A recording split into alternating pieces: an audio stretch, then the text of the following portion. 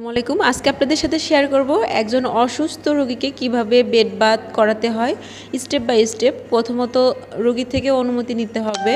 অনুমতি নেওয়ার পর অবশ্যই নিজের পিপি মেইনটেইন করতে হবে। তারপর সমস্ত টুলস ইকুইপমেন্টগুলা গুছিয়ে নিতে হবে। টুলসের মধ্যে থাকবে গেলিপড, mug, nail brush, towel, shower gel, bath blanket, soap, চিরুনি, এছাড়াও আদার্স অনেক টুলস যেমন ক্লায়েন্টের পোশাক। এত কিছু বলতে গেলে ভিডিওটা অনেক লং হয়ে যাবে, আপনারা স্টেপ বাই স্টেপ ভিডিওতে দেখতে পারবেন। বেডে যদি রাবার শিট না থাকে সেক্ষেত্রে পেশেন্টের সেফটি এবং যেহেতু তাকে গোসল করানো হবে যাতে পানিটাতে তার বেডটা নষ্ট না হয় এজন্য সুন্দরভাবে রাবার শিটটা পেতে দিতে হবে। আপনারা ভিডিওতে দেখলেই বুঝতে পারবেন কিভাবে রাবার শিটটা দেওয়া হলো। এমনকি তার বেডে না, তার মাথার নিচেও দিতে হবে, যেহেতু তার মাথাটাকে ধৌত করাতে হবে। শ্যাম্পু করার প্রয়োজন থাকলে আমরা শ্যাম্পুটাও করিয়ে দেব। এমনকি তার পজিশনিংটাও ঠিক রাখতে হবে। এখানে ফাউলার্স বা সেমি ফাউলার্স পজিশনিং করে নিতে হবে। পর আমরা যেহেতু পেশেন্টকে গোসল করাবো 37 থেকে 39 ডিগ্রি সেলসিয়াস তাপমাত্রার গরম পানি দিয়ে তাকে গোসল করাতে হবে। এটা পরিমাপ করার জন্য বাথ থার্মোমিটার দিয়ে পরিমাপ করতে হবে। যদি বাথ থার্মোমিটার না থাকে সেক্ষেত্রে কনুই দিয়ে পরিমাপ করা হয়। এক্ষেত্রে দুইটা মগ নেওয়া হয়েছে। প্রথমত বড় বালতি থেকে পানি নিয়ে তার মাথাটাকে সুন্দরভাবে ভিজিয়ে নেওয়া হচ্ছে। ক্লায়েন্টের যদি শ্যাম্পু করার প্রয়োজন হয় সেক্ষেত্রে ক্লায়েন্টের শ্যাম্পু করিয়ে দিতে হবে। এমনকি সে যেই শ্যাম্পুটা করতে পছন্দ করে, যেই ব্র্যান্ডের শ্যাম্পু ইউজ করে সেটাই ব্যবহার করতে হবে। দেখতেই পাচ্ছেন এখানে সুন্দর করে ক্লায়েন্টের চুলে শ্যাম্পু করে দেওয়া হচ্ছে। আপনারা একটু লক্ষ্য করলেই স্টেপ বাই স্টেপ বুঝতে পারবেন আশা করি। চেষ্টা করেছি সুন্দরভাবে বুঝিয়ে এবং ভিডিওতে ফুটিয়ে তোলার জন্য। তারপর সুন্দরভাবে শ্যাম্পু করা হয়ে গেলে আবারও বালতি থেকে পানি নিয়ে সুন্দরভাবে চুলগুলোকে ধৌত করতে হবে। এখানে আপনারা চাইলে একটা গামলা রাখতে পারেন, চুলের পানিটা যাতে চুইয়ে চুইয়ে গামলার মধ্যে পড়ে। তো তারপর যেহেতু তার চুলের ফেনাগুলো ধুয়ে দেওয়া হয়েছে, এখন একটা টাওয়ালের সাহায্যে তার চুলটাকে আমরা এক জায়গায় গুছিয়ে বেঁধে দেব, কারণ যাতে তার চুলের পানিটা টাওয়ালে চুষে নিতে পারে। এক্ষেত্রে আপনারা সবাই কিন্তু টাওয়াল বাঁধতে পারেন, কিন্তু একজন বেড পেশেন্টের কিভাবে টাওয়াল পেঁচাতে হয় বা বাঁধতে হয় এটা জানেন না। আমাদের ভিডিওটা যদি আপনারা লক্ষ্য করেন তাহলে কিন্তু বুঝতে পারবেন যে একজন বেড পেশেন্টকে কিভাবে টাওয়াল দিয়ে চুলটা পেঁচাতে হয়। এরপরে আমি পেশেন্টের সেফটির জন্য বাথ ব্ল্যাঙ্কেট দিয়ে দেবো তার গায়ের উপর।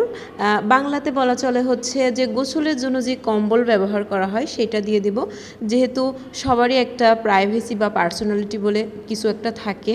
এরপর পেশেন্টের শরীরকে সুন্দরভাবে ধৌত করার জন্য দেখতে পাচ্ছেন একটা রুমালকে কিভাবে ভাঁজ করে নেওয়া হচ্ছে। আমরা কিন্তু বিভিন্নভাবে ভাঁজ করে থাকি, কিন্তু প্রপার নিয়মে রুমাল ভাঁজ আমরা কেউই পারি না। আপনারা ভিডিওটা লক্ষ্য করলে বুঝতে পারবেন। তো রুমালটা ভাঁজ করা হয়ে গেলে গালিপট থাকবে, দুইটা গালিপট, একটাতে থাকবে হচ্ছে সোপ বা শাওয়ার জেল, আরেকটাতে থাকবে হচ্ছে নর্মাল পানি। তো এরপর রুমালে লিকুইড সোপ নিয়ে কপাল থেকে থুতনি পর্যন্ত সেমভাবে ডান পাশ বাম পাশ আমরা সুন্দর করে ক্লিন করে নেব। তারপর আমরা আরেকটা রুমাল নেব, রুমালে নর্মাল পানি দিয়ে তার মুখটাকে মুছে নেব। তারপর আমরা আবারও একটা শুকনা রুমাল নেব, যেহেতু তার মুখটা ভেজা, এই ভেজাটাকে মুছে নেব। এরপরে দেখেন কানের সাইডটা একটু লক্ষ্য করলেই বুঝতে পারবেন কিভাবে ঘুরিয়ে ঘুরিয়ে কান থেকে গলা পর্যন্ত পরিষ্কার করা হচ্ছে। প্রতিবারই এভাবে পরিষ্কার করার পর একটা ভেজা রুমাল দিয়ে মুছিয়ে দিতে হবে, এরপর শুকনা রুমাল দিয়ে আবার মুছিয়ে দিতে হবে। এরপরের স্টেপ হচ্ছে আপনি আবারও একটা রুমালে লিকুইড সোপ নিয়ে নেবেন, শোল্ডার থেকে এলবো পর্যন্ত এক টানে মুছে আসবেন, এক জায়গায় বারবার টান দেওয়া যাবে না। তারপর আবারও একটা ভিজা রুমাল দিয়ে শোল্ডার থেকে এলবো পর্যন্ত মুছবেন।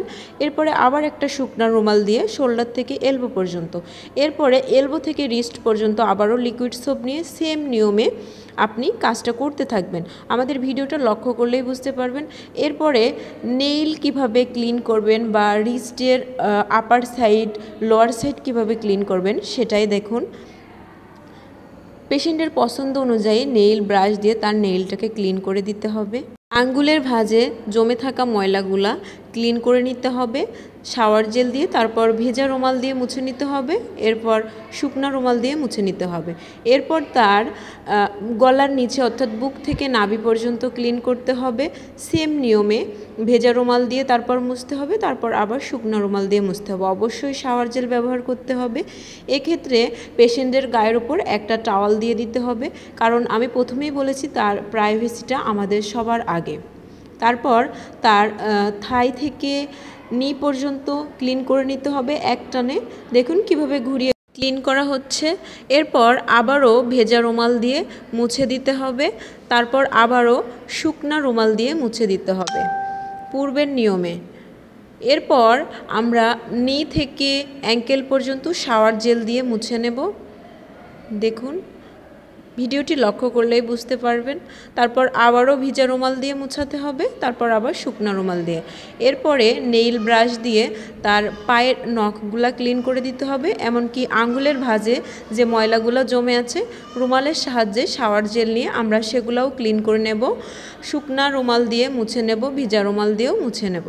এখন আমরা এক পাশের ক্লিন করা বা মোছানো দেখালাম, একইভাবে অপর পাশে করে নিতে হবে। এরপর পেশেন্টকে কাত করে নিতে হবে। কাত করে তার পিঠের অংশটা ওই যে আগে যেমন বলেছিলাম না যে হচ্ছে বুক থেকে নাভি পর্যন্ত, এখানে হচ্ছে স্কাপুলা থেকে বাটক্সের উপর সাইড পর্যন্ত আমরা মুছে নেব। তারপর ভিজা টাওয়াল দিয়ে আবার মুছে নেব, তারপর শুকনা রুমাল দিয়ে আবারও মুছে নেব।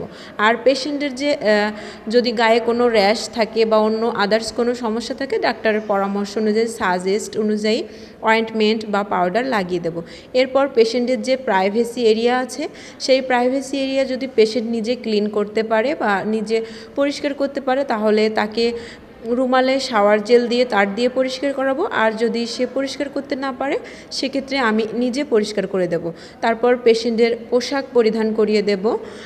এমনকি তার পোশাক পরিধান শেষে বাথ ব্ল্যাঙ্কেটটা তুলে দেব, তার চুল থেকে যে টাওয়াল দেওয়া ছিল সেটা সরিয়ে নেব এবং চুল আঁচড়িয়ে দেব। পেশেন্ট যদি গ্রুমিং করতে পছন্দ করে স্বাচ্ছন্দ্য বোধ করে তাহলে পেশেন্টের চাহিদা এবং রুচি অনুযায়ী গ্রুমিং করে দেব। এক্ষেত্রে কিন্তু গ্রুমিংয়ের টুলস নিতে হবে পেশেন্টের পছন্দ অনুযায়ী। আর আরেকটা কথা এখানে বলা হয়নি, পেশেন্টের গোসল করানোর শুরুতেই আমরা প্রাইভেসি মেনটেন করব এবং গোসল করানো শেষ হয়ে গেলে বাথিং করানো শেষ হয়ে গেলে আমরা প্রাইভেসি এরিয়াগুলো খুলে দেব। আমার পার্সোনাল হাইজিন মেনটেন করব, ওয়ার্ক প্লেসটা গুছিয়ে নেব। এরপর পেশেন্টের থেকে অনুমতি নিয়ে আমি চলে যাব। আমাদের ভিডিওটি কেমন লেগেছে অবশ্যই জানাবেন। ধন্যবাদ।